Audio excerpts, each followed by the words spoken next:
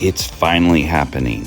The tropical garden is coming back to life, and I'm putting everything outside to see what happens.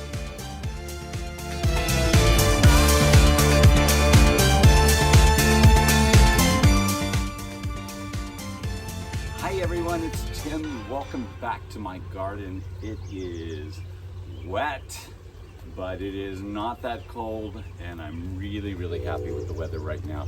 And I think all of you are incredibly sick of me talking about cold weather, so we're going to ban the use of winter, freezing, snow, ice. We are not going to use that vocabulary for a really long time now. You can see my palm trees are doing really well. I've got everything uncovered. In this episode, you will see that I've got the bananas uncovered, and you'll get to see, did they make it? Did they not? I'm talking about the Musa Basjoo. And I am adding tropicals into the garden and rooting some fig trees and all of the exciting things that I really like spring about. So I feel like the video has made a nice turn to good things happening in the garden as opposed to, oh my gosh, it's going to freeze, everything's going to die. So I hope you enjoy this episode. How is everyone? How's your garden going? I love corresponding with all of you. I've gotten some really great emails, some great Instagram messages, and also on here. I love when you comment on here because then other people can see it and they can learn from that, especially if you're talking about your experiences in the garden. I think that's always important. And I keep forgetting to say this, but please like and subscribe, because what it does is it tells the algorithm in YouTube that people are watching this, and then they put it out there and more gardeners see it. And that's always a good thing, because then we can all learn from what they are doing. It's funny, I've done some shorts in the past 2 weeks, and it's opened up a whole group of people asking lots of questions about Trachycarpus, and I had a Trachycarpus but it died, and I ask why, and sometimes they didn't put any protection at all. Someone told them that they were fine in zone 6, and yeah, I always think that they might be fine in zone 6 if it's not a prolonged low temperature, but I think that here in New York that's not going to work very well. If you're on Long Island, like my friend Alex and a couple other people, they can probably get away with it out there just because they're actually in zone 7 and their cold nights are usually not as bad as here. But even there, it's a little risky. And I know the one company that sells Trachycarpus fortunei, they cover them even on Long Island. And I would too, just because better safe than sorry. But yes, so please like and subscribe. If you watched until the end, there is a little bit of announcement about my soap opera at the very end. But I hope you like what I did this week, because if you watch HBO, one of the series on there, Euphoria, I'm starting to make fun of, which I think is really funny. When I put it in my little plant kingdom, I think it adds a new sense of humor if you are a fan of that show. So please watch. Anyway, let's get right into the garden. I've got a lot going on. I've got a lot to do. I have been so busy. As I am taking the Christmas tree lights off my Washingtonia robust up here, I was thinking, what would I do different if I could? And I think if I only had a couple of palm trees, I would make my boxes a little wider, because some of this that you see on these outer leaves is just because they're touching the sides of the box.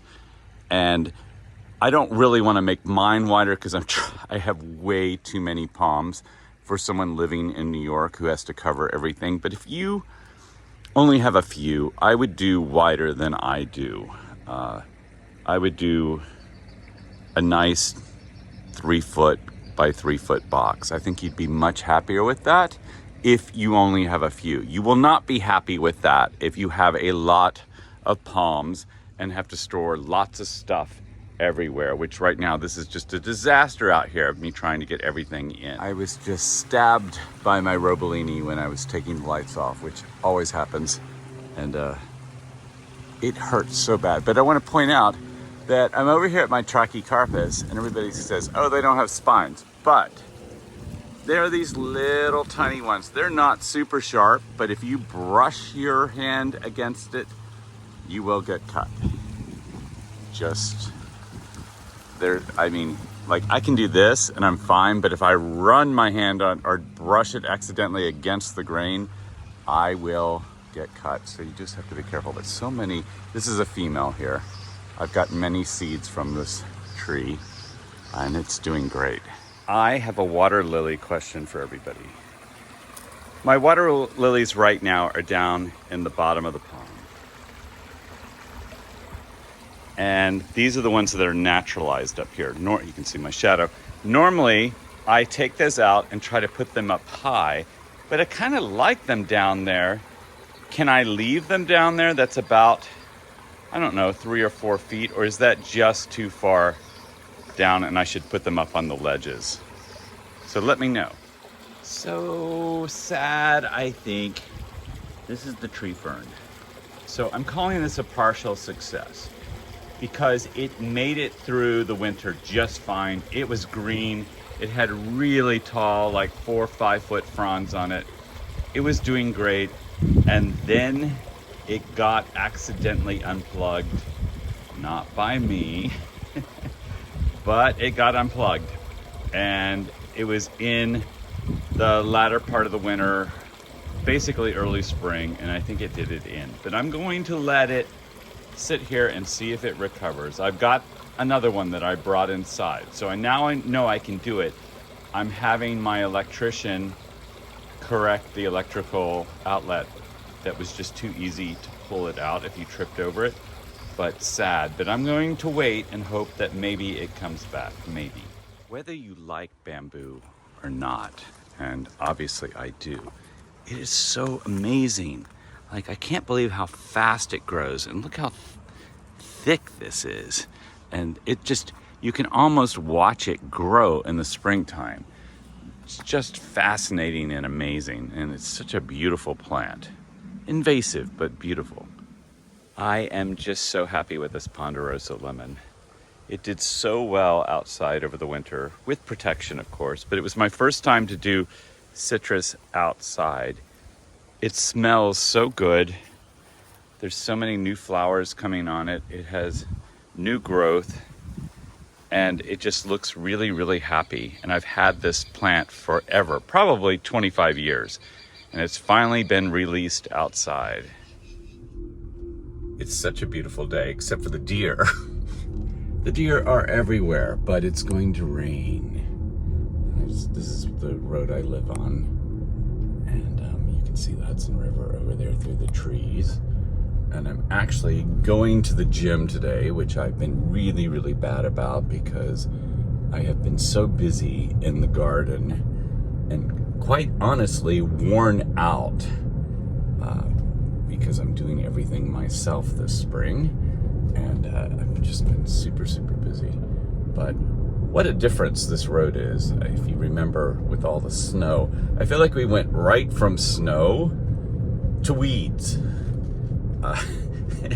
And the weeds are everywhere, but like, I just love how green it's gotten already, and it's going to go so much more.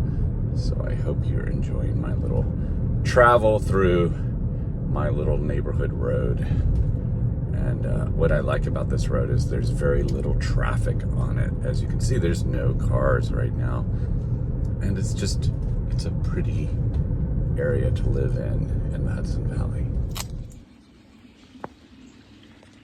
It is raining out, so I am in the kitchen. I have a bunch of fig cuttings from my friend John and I overwintered them in the refrigerator downstairs, and he should have them all marked, so I'm going to try to mark everything with this pen because I'm notorious for not marking things, and then I have a plant or something I love and I don't know exactly what it is. So I'm trying to be very proficient and efficient and smart today. First one up is a Smith fig. So it's marked very well. Thank you, John. Got it marked. I took off a little bit of the bark on the side and I'm gonna dip it in some rooting hormone. This one's bigger, Sultane. IMP Celeste. RDB, which I believe is Rond Bordeaux fig. Giacomo. Campaniere or Campaniere fig. Exciting. I think it's a French fig. Italian honey. White Madeira #1. Here's the figs. I'm not going to leave them outside very long. I've just got them out here for right now.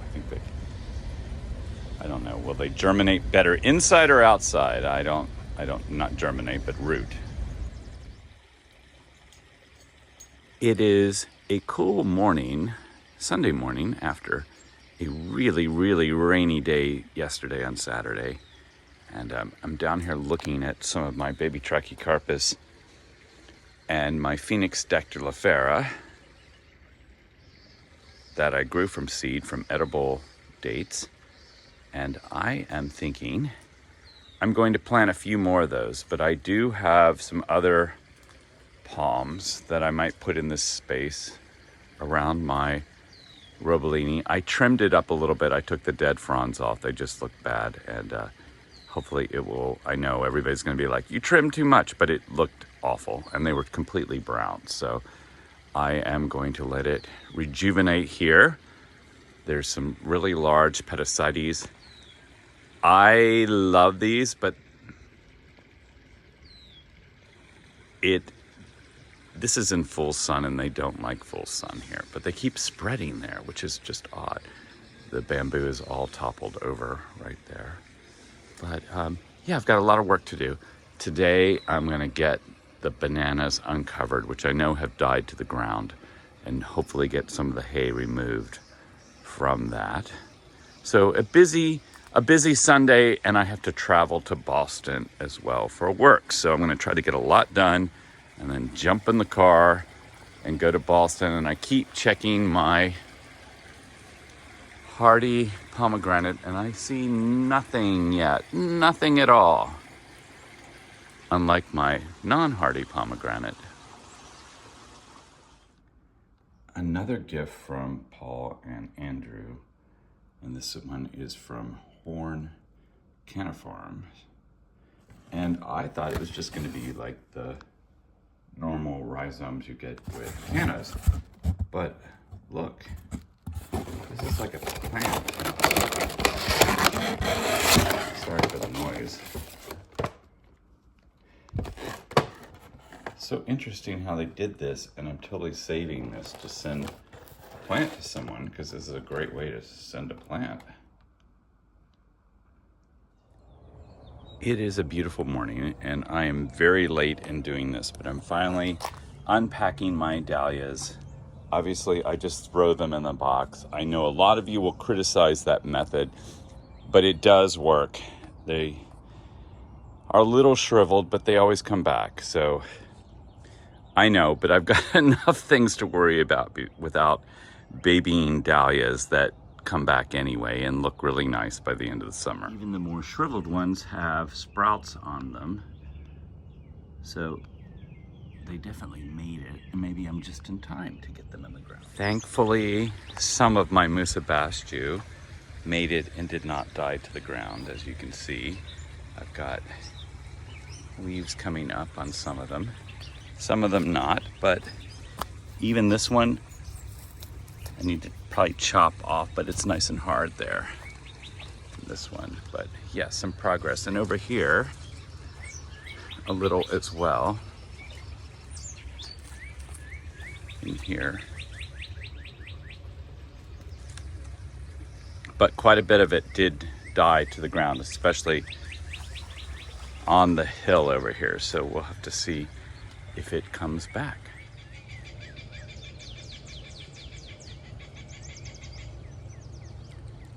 Several of you have asked about what lights I am using on my palm trees, and I'm using C9 Christmas lights.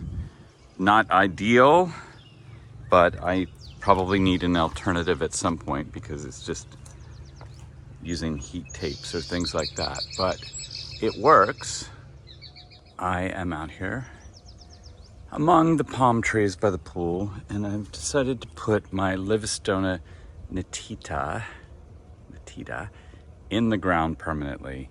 It's time. I've had it for quite a few years, and I just have to build a structure for it.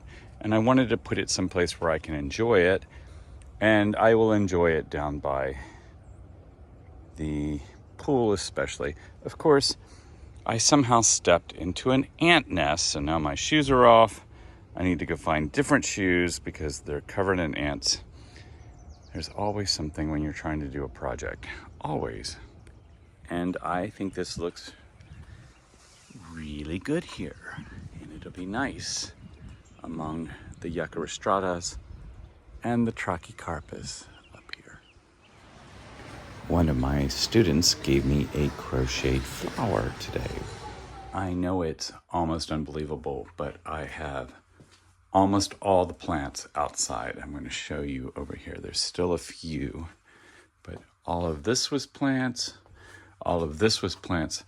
I have a few more structures to bring in, but this is the last of the last to go out. I've got some yuccas, an agave, some incente bananas that look much better than last year, my tree fern, rubber plant, and some more yuccas, but everything else is outside, which is amazing. And now I just have to find homes for them. Like all of this stuff has to go in the ground. And this is the part of tropical gardening I really, really enjoy, because every year it's a brand new garden because I can put things in a different place. Like this banana here, which will get nice and large. I have to figure out where I'm going to put that. It'll be fun, and it's somewhat new every year, where if you have a perennial garden, it stays somewhat the same year after year unless you do a major garden overhaul. But I do one basically every spring. And it's even weirder inside because I have a cactus in here right now, or African tree milk plant.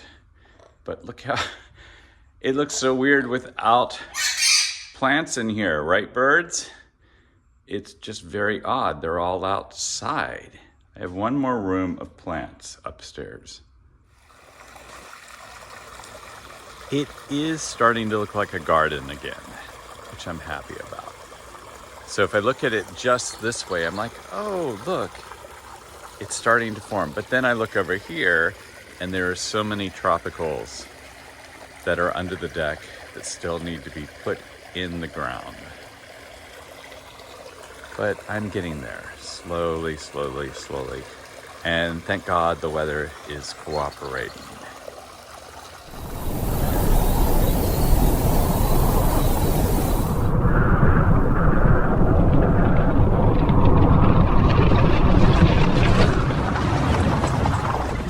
Buenos dias, mi amigo.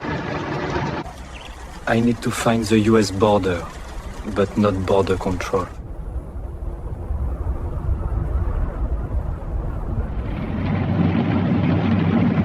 I just hope I can get over the wall.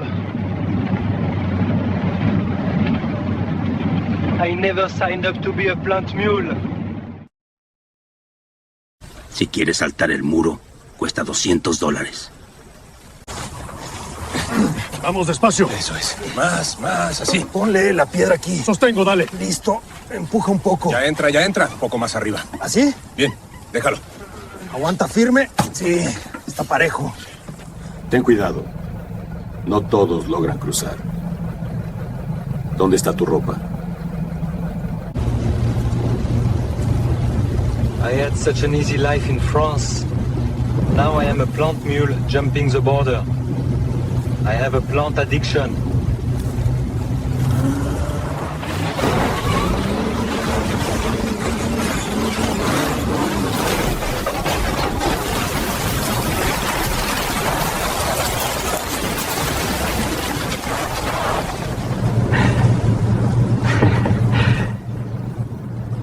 guess you could say I believe in open borders.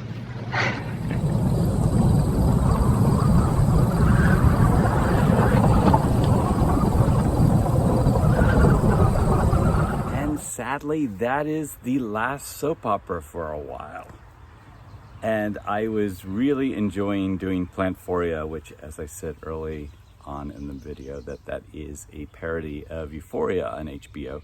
And I had some really great ideas, and I had some really funny things I was going to do with myself on that and have a lot of fun and have it go on and on and on. But as some of you may know, Sora, the AI video generator, shut down on the 26th, and that was it. No more.